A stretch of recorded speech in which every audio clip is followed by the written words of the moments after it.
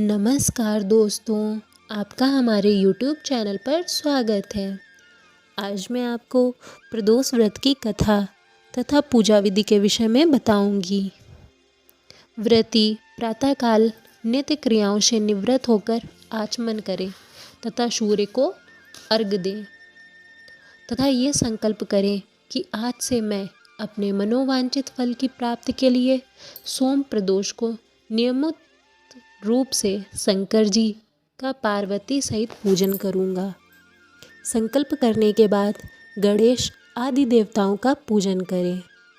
फिर शिव पार्वती का विधि विधान से पूजन करें तथा ओम उमा सहिताय शिवाय नमः इस मंत्र का 108 बार जप करें।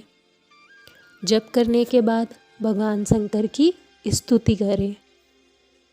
इस व्रत को जो कोई भी करता है, भगवान शंकर की कृपा से उसके समस्त कार्य सिद्ध होते हैं। रोगी का रोग दूर हो जाता है, निर्धन को धन मिलता है, विद्यार्थी को विद्या एवं संतान चाहने वालों को संतान का लाभ होता है।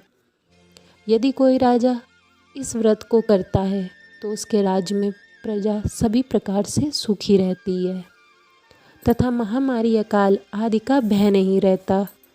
शत्रुओं का नाश हो जाता है और वह राजा तथा जो कोई भी व्रत करता है वह शिव पार्वती की कथा से दीर्घायु को प्राप्त होता है तथा अंत में भगवान शंकर के परम धाम को पाता है।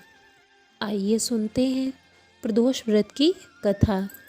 प्राचीन काल में धन धान्य से युक्त एक वैश्य था, किंतु उसके एक भी संतान न थी। इससे वह सदैव अत्यंत ही दुखी रहता था। वह वैश्य प्रत्येक सोमवार को शिव जी का पूजन एवं व्रत करता था। भगवान का भोग लगाकर ही वह पत्नी सहित प्रसाद स्वरूप भोजन करता था।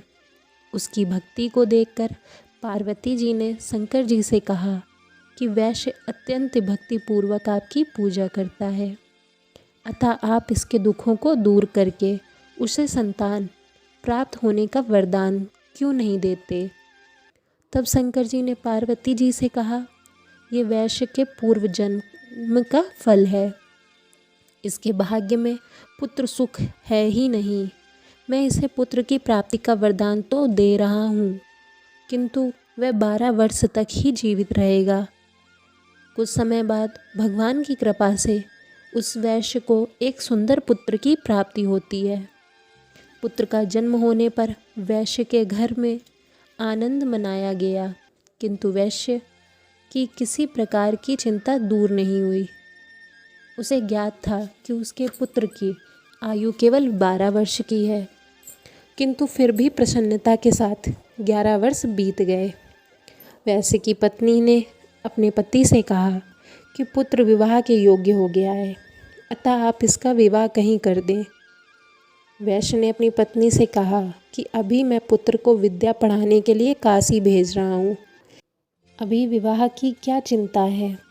विद्या प्राप्त करके लौटने पर कुमार का विवाह करूँगा। इस प्रकार से अपनी पत्नी को समझा बुझाकर उसने पुत्र को मामा को बुलाकर विपुल धन दिया और कहा कि तुम अपने भांजे को विद्या अध्ययन के लिए काशी ले जाओ और रास्ते में यज्ञ आदि करते हुए उस नगर में पहुंचना। उसी दिन उस नगर के राजा की पुत्री का विवाह था। राजकुमारी बहुत ही स्वस्वरूपवती और गुणवती थी, किंतु जिस बालक के साथ उसका विवाह हो रहा था वह काना था। वर का पिता इस कारण चिंतित था। वर के पिता को जब यह सर्वगुण संपन्न उस वैश्य पुत्र को देखा, उसके मामा से कहा कि आप इस लड़के को कुछ समय के लिए मुझे दे दो, और राजकुमारी को विदा नहीं किया। उधर वैश्य काशी पहुंचकर विद्या अध्ययन करने लगा तथा उसके मामा ने यज्ञ करना शुरू कर दिया। जिस दिन 12 वर्ष पूरे हुए, लड़के ने कहा, आज कुछ शारीरिक कष्ट है, अतः अब मैं आराम करूँगा। ऐसा कहकर लड़का अपने बिस्तर पर जाकर लेट गया और मर गया। थोड़ी देर बाद जब मामा ने आकर देखा तो अपने भांजे को मरा हुआ पाया। जिससे वह बहुत दुखित हुआ, किंतु यज्ञ के भंग हो जाने के डर से चुप बना रहा। यज्ञ की पूर्ण आहुति होने के बाद जब सब लोग वहाँ से चले गए तो उसने ज़ोर ज़ोर से रोना प्रारंभ कर दिया। देवयुग से शिव पार्वती उधर से कहीं जा रहे थे।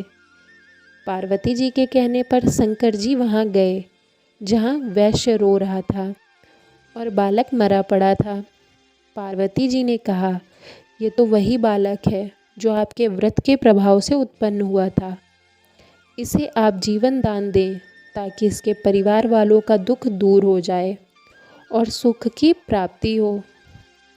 शिव जी ने कहा, इस बालक की आयु पूर्ण हो चुकी है, किंतु आपके कहने से मैं इसे जीवित कर रहा हूँ एवं दीर्घ आयु देता हूँ।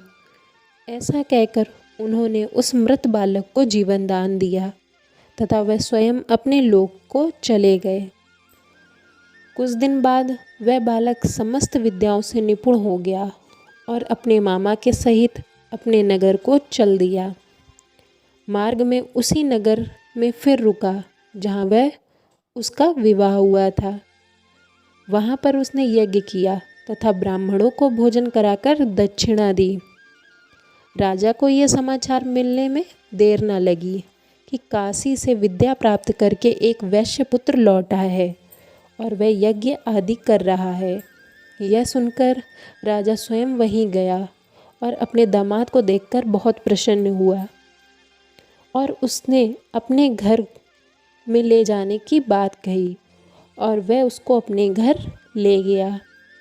कुछ समय बाद उसे अपनी पुत्री के सहित विदा कर दिया। वैश्य कुमार अपने मामा व पत्नी सहित अपने नगर में आया। अपने माता पिता के साथ सुखपूर्वक रहने लगा। उसके माता पिता ने भी नियम पूर्वक सोम प्रदोष व्रत का करना प्रारंभ कर दिया। जो व्यक्ति इस प्रदोष व्रत को करता है या पवित्र कथा को सुनता है, उसके समस्त पाप व कष्ट दूर हो जाते हैं तथा संपूर्ण मनोकामनाएं पूर्ण हो जाती हैं। ऐसी ही रोचक कथाएं सुनने के लिए देखते रहिए हमारा YouTube चैनल। अगर आप हमारे चैनल पर नए हैं तो हमारे चैनल को लाइक, शेयर और सब्सक्राइब करें। धन्यवाद।